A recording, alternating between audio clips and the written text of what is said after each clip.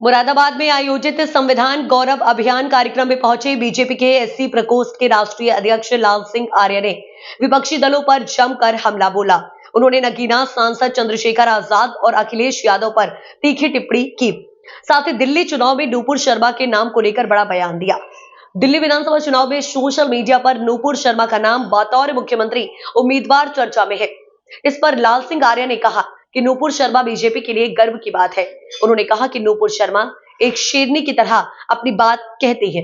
अगर बीजेपी उन्हें प्रत्याशी बनाती है तो यह स्वागत योग्य होगा। वहीं नगीना सांसद चंद्रशेखर आजाद के कुंभ पर दिए बयान पर आर्य ने पलटवार करते हुए कहा, हो सकता है कि चंद्रशेखर आजाद के लिए कुंभ उनके पाप धोने का स्थान हो। उन्होंने कुंभ के महत्व को रेखांकित करते हुए कहा कि यह सामाजिक समरसता का प्रतीक है, जहां कोई जाति धर्म की परवाह किए बिना गंगा में डुबकी लगा सकता है। स्वभाव के कांग्रेस षड्यंत्रों का पिटारा है, झूठ की मशीन है। इसलिए मैं ये बात इसलिए कह रहा हूं कि हम संविधान दिखाकर वोट कमाने का षड्यंत्र तो कांग्रेस के राहुल गांधी करते हैं, लेकिन बाबा साहब के बताए हुए संविधान के हिसाब से नहीं चलते हैं, क्योंकि कांग्रेस की और राहुल गांधी की नीयत और नियत अच्छी नहीं है। अगर कांग्रेस की नीयत और नियत अच्छी होती तो देश में करोड़ों लोग गरीब नहीं होते। आज मोदी जी जो 5.5 करोड़ लोगों को घर दिया, ये देने की आवश्यकता नहीं पड़ती।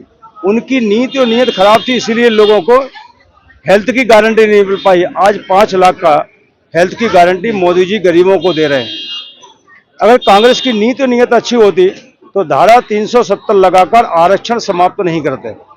कांग्रेस की नीति और नियत खराब थी, उसी का परिणाम है कि बाबा साहब अम्बेडकर का एक बार नहीं 1 दर्जन बार उन्होंने अपमान करने का काम किया है।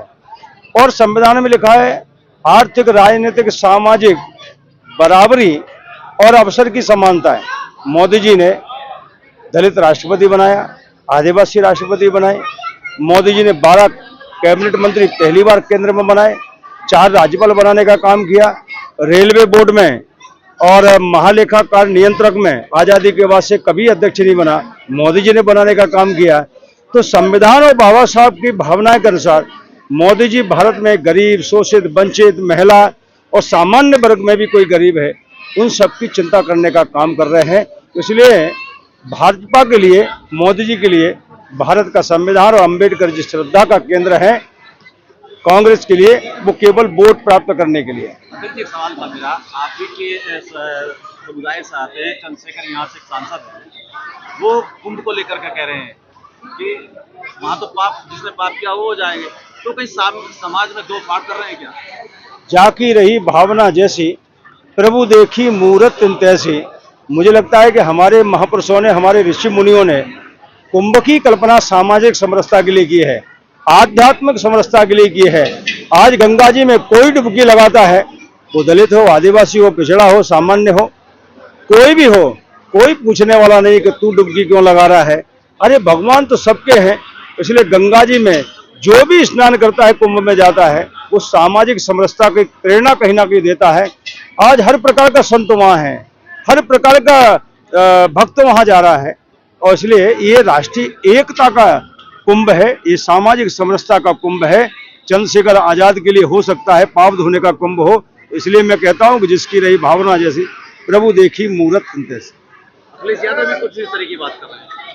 अखिलेश यादव, ये सब लोग सनातन विरोधी हैं।